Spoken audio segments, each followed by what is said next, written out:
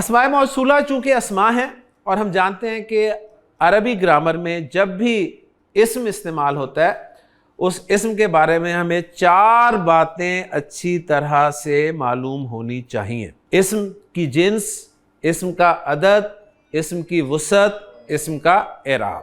اسماء موصولہ کے حوالے سے ایک بات ہمیں معلوم ہے کہ اسماء موصولہ چونکہ معرفہ ہوتے ہیں لہٰذا وسعت والا پہلو کور ہو گیا.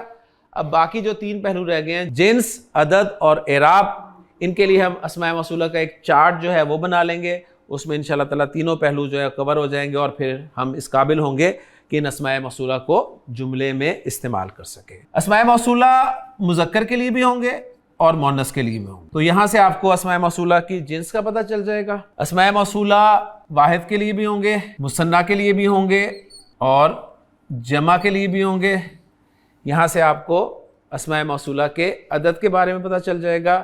اب رہ گیا ایک پہلو اسماء موصولہ کا اعراب. تو اس وقت جو میں آپ کو اسماء موصولہ بتانے لگا ہوں یہ ہیں مرفوع اسماء موصولہ. واحد مذکر کے لیے جو اسم موصول استعمال ہوتا ہے عربی زبان میں، آپ کا جانا پہچانا الذی واحد مذکر کے لیے، اور واحد مؤنث کے لیے اللتی، الذی، اللتی. الذی کی جمع جو ہے وہ بھی آپ کا جانا پہچانا لفظ الذین، یا ایھا الذین آمنوا. تو الذین، الذی کی جمع ہے. جو مثنیٰ والے ہیں اور جمع مؤنث والا یہ بہت کم استعمال ہے. الذی کا مثنیٰ جو ہے وہ بنتا ہے جی اللذانی. اب یہاں پر ایک چیز آپ نوٹ کریں خاص طور پہ لکھنے کا سٹائل. میں نے الذی، اللتی اور اللذینہ جو لکھے ہیں یہ تینوں ایک ہی لام کے ساتھ لکھے ہیں، لیکن اللذانی 2 لاموں کے ساتھ لکھا ہے میں نے. ان الفاظ کا اپنا رسم الخط ہے. اللذانی، اب دیکھیں آنی کی آواز آ گئی آپ کو، یہاں بھی مثنیٰ اور مرفوع آواز ہے. اور اللتی کا مثنیٰ جو ہے وہ ہے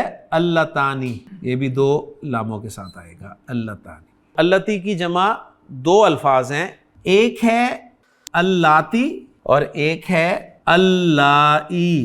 دونوں قرآن مجید میں استعمال اللاتی اور اللائی، یہ دونوں اللتی کی جمع ہے.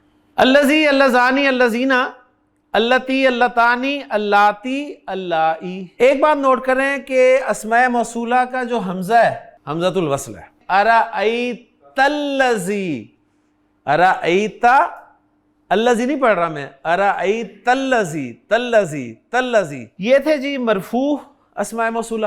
منصوب اور مجرور چاہیے. واحد کے جو اسماء موصولہ ہیں یہ مبنی ہیں. مبنی مینس مرفوع، منصوب، مجرور سیم. اور جمع کے جو اسماء موصولہ ہیں یہ بھی مبنی ہیں.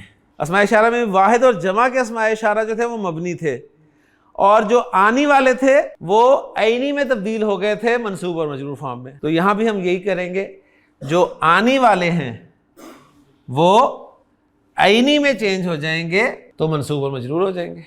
تو اللذینی اور اللتینی یہ آپ کے منصوب اور مجرور ہیں. تو اسماء موصولہ کا چارٹ بھی الحمدللہ مکمل. میں آپ سے کہتا ہوں جی مرفوع اسماء موصولہ سنائیں، تو آپ سنائیں گے جی الذی، اللذانی، اللذینہ، اللتی، اللتانی، اللاتی اور اللائی. منصوب اسماء موصولہ سنائیں، آپ کہیں گے جی الذی، اللذینی، اللذینہ، اللتی، اللتینی، اللاتی، اللائی. میں آپ سے کہتا ہوں جی مجرور اسماء موصولہ سنائیں، آپ کہیں گے جی الذی، اللذینی، اللذینہ، اللتی، اللتینی، اللاتی اور اللائی. یہ اسماء موصولہ کن معنی میں استعمال ہوتے ہیں یہ سوال پیدا ہوگا. تو اردو میں جو ہم لفظ بولتے ہیں نا جو، جس، انگریزی میں ہو، ہوم، ان کے ایکولنٹ عربی زبان میں یہ الفاظ استعمال ہوتے ہیں. اور اصل میں یہ کنجنکٹیو پروناؤنز ہیں، ذہن میں رکھیے گا. کنجنکٹیو پروناؤنز، کنجنکٹیو پروناؤنز کہتے ہیں ان پروناؤنز کو جو ڈبل کام دیتے ہیں، کنجنکشن کا بھی دیتے ہیں اور پروناؤن کا کام بھی دیتے ہیں. کنجنکشن 2 جملوں کو جوڑتے ہیں اور ساتھ ہی پروناؤن کا کام بھی دیتے ہیں. یہ وہ لڑکا ہے جو مجھے کل ملا تھا.